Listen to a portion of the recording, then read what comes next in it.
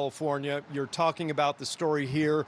This is just one sad example of a business owner who gave it a go, worked tirelessly through the coronavirus pandemic, but finally decided to hang up her closed sign for good because of relentless criminal activity.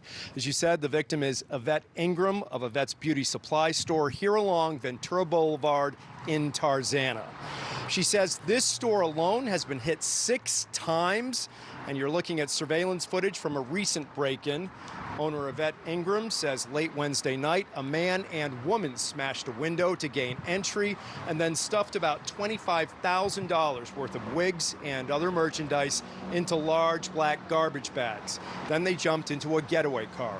The shop owner says during some of the crimes she's been forced to endure, thieves and intruders have pulled knives on her. Now, Yvette Ingram says enough is enough. She can't handle the stress and the heartache of the repeated victimization, and she has decided to close all 5 of her stores in Los Angeles County. She explains that cancer patients made up a significant portion of her clientele, seeking high-end wigs and hair pieces. I loved when one of those clients would come in, they are sick, they're feeling less attractive, their self-esteem is down because their hair is literally falling out. But to put a wig on their head and see the tears of joy and how beautiful they felt again, that made me develop a passion, not just a love for wigs, but a passion for what I do. Yvette Ingram says these thieves not only stole her merchandise, but also that passion.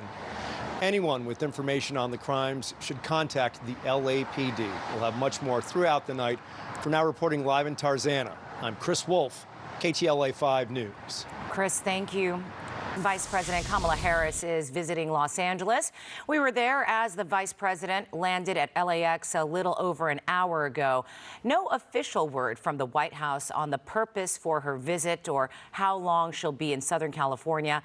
Harris has been promoting the administration's infrastructure bill this week, which includes an investment of $300 million to repair 9 critical bridges across the country. Renters in a Los Angeles neighborhood in fear of ending up on the streets protested outside Mayor Karen Bass's home. They're facing the double dilemma of the end of the eviction moratorium, as well as a steep increase in rent. KTLA 5's Kimberly Chang reports from Windsor Square on their demands. The eviction moratorium expired about 2 weeks ago. Some of these residents say they cannot afford a rent increase and are in fear of losing their homes. They protested outside the mayor's house for a few hours, calling on LA Mayor Karen Bass to do something. Hillside Villa is our place. We will not leave this place. Chinatown residents and activists protested outside the mayor's house in Windsor Square Friday. Even the mayor gets a house. They say more than 100 renters who live in Chinatown's Hillside Villa apartments could end up on the streets now that the eviction moratorium has expired. Many relied on those tenant protections put in place during the pandemic to get by. Residents say they're facing rent increases that they can't afford. Some still owe back rent.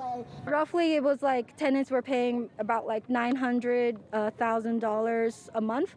Those 300% rent increases would go to about $3,000 a month. We don't want to be homeless, and we want to stay there. We are not asking to be free as a tenant, but we want to pay the one that we can afford. They say some tenants, including Section 8 residents, have already received 3-day notices to pay or quit from the landlord. We need to push the process because the eviction moratorium has ended. So the 123 families in that building could be evicted if they're not paying the proper rent. Hillside Villa tenants have been battling their landlord for years. Residents demanded that LA City Council step in to purchase the property through eminent domain and keep rents affordable. In May, City Council voted to make an offer on the apartment complex. They instructed